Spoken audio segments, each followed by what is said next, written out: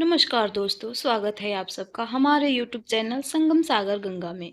आज की ये रोचक कहानी आप सबके लिए। आइए आज की कहानी शुरुआत करते हैं।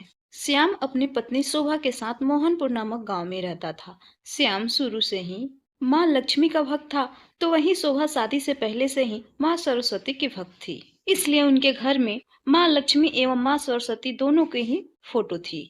माता रानी की भक्ति करना वे दोनों नहीं भूलते थे। श्याम एक लकड़हारा था जो लकड़ियां काटकर अपनी रोजी रोटी चलाता था। उनकी शादी के 8 साल हो गए थे, लेकिन उनको कोई भी संतान सुख की प्राप्ति अभी तक नहीं हुई थी।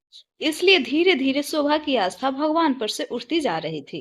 साथ ही वो अब थोड़ी गुस्सैल स्वभाव की भी होने लग गई थी। साथ ही श्याम अभी भी देवी माँ पर पूरी श्रद्धा से विश्वास रखता और दिन रात माँ लक्ष्मी और सरस्वती की ही आराधना में लगा रहता। श्याम ने प्रार्थना में मन ही मन सोचता और कहता, हे माँ, मेरे जीवन में कितना भी दुख और परेशानियां आए, मुझे पता है आप मेरे साथ हो, तो किसी भी बात की कोई चिंता नहीं है। इस पर पत्नी शोभा ने बोली, तुम्हें क्यों चिंता होगी? तुम तो सुबह निकल जाते हो, रात को 2 पैसे कमाकर घर लौटते हो। पीछे से तो मैं परेशान होती हूँ, पूरे दिन घर का काम निपटाते रहो। इस पर श्याम ने बोला, अच्छा, गुस्सा मत कर। गुस्सा करना सेहत के लिए अच्छा नहीं होता।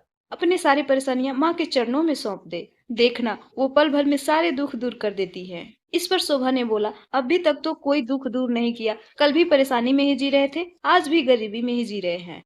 पता नहीं तुम्हारा विश्वास उन पर क्यों बना रहता है। मुझे तो बिल्कुल भी विश्वास अब नहीं हो रहा है। मैं तो बस तुम्हारे कहने पर थोड़ी सी पूजा पाठ कर लेती हूँ।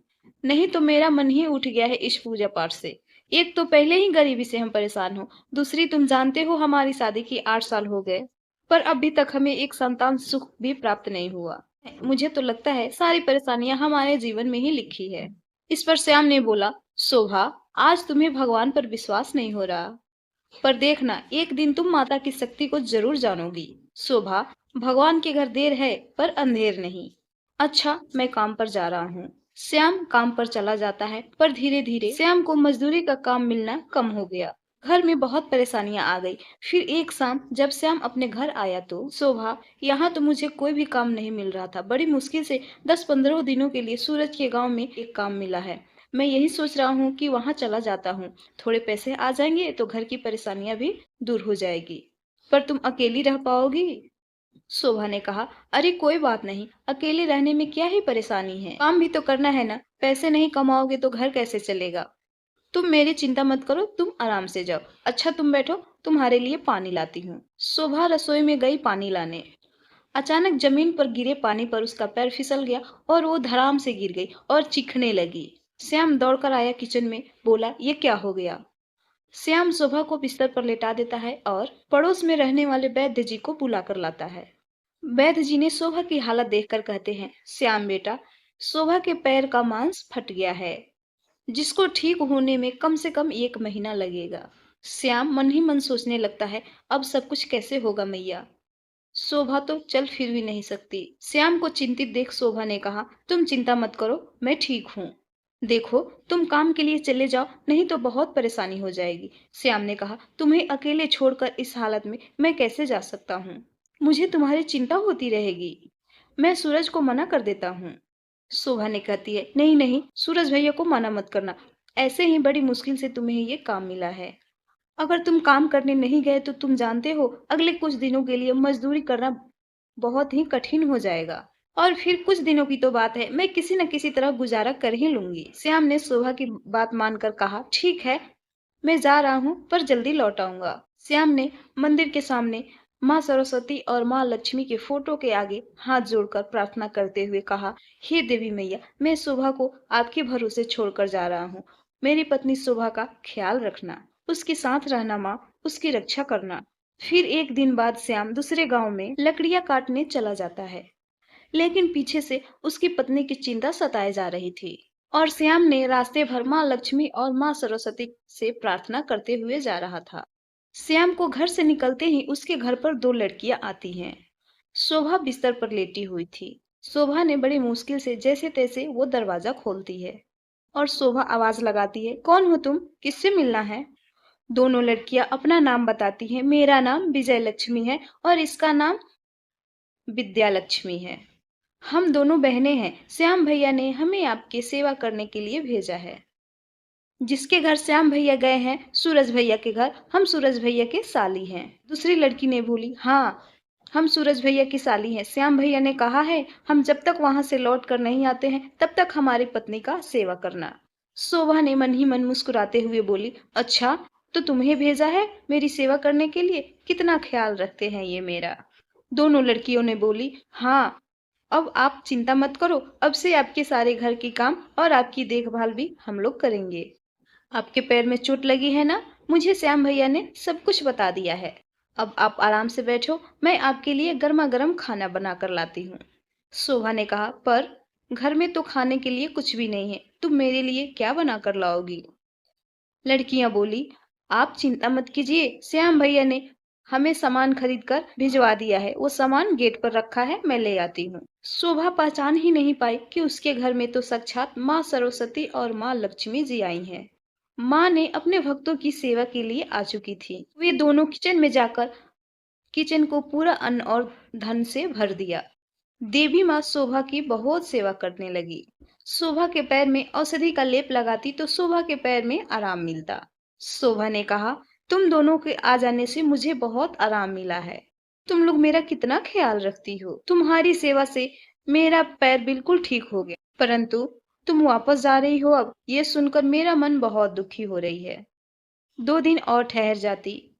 वे लड़कियां बोली, अब हम दोनों को जाना होगा। कल श्याम भैया भी आ जाएंगे। यहाँ रुके हुए हमें बहुत दिन हो गए। अब हम दोनों को वापस जाना होगा। देखो, अब आप तो पूरी तरह ठीक भी हो गई हो, लेकिन जाने से पहले हम आपको कुछ देना चाहती हैं। वे लड़कियां शोभा को एक नारियल लाकर देती हैं। ये लो, एक नारियल। शोभा देखकर चौंक जाती है और पूछती है, नारियल ये किस लिए है? वे देवी माँ ने बताती हैं, ये नारियल है, इसे आप तोड़कर खा लेना। अगले 9 माह के पश्चात बहुत ही सुंदर प्यारा बालक का जन्म होगा।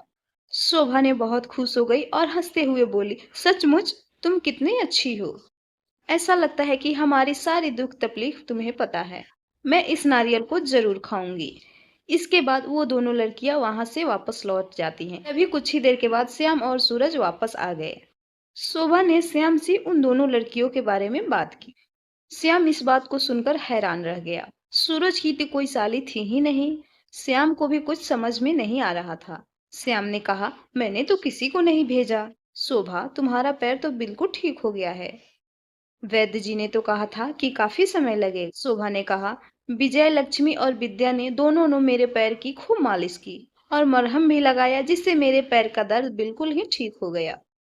अगर उसे आपने नहीं भेजा तो फिर किसने भेजा? वो दोनों तो अपने साथ बहुत सारे राशन खाने पीने के सामान भी लेकर आई थी। चलो देखो, भंडार घर में बहुत सारा सामान पड़ा है। शोभा श्याम को भंडार घर में लेकर जाती है। वो दोनों इतने सारे सामान देखकर भंडार घर में चौंक जाते हैं। भंडार घर में सिर्फ अन्न और धन ही भरा हुआ था। वहां उन जगहों धरती पर उन दोनों देवियों के चरणों के निशान छप गए थे। साथ ही उनके पास कमल के फूल और छोटी सी बीना भी रखी होती है।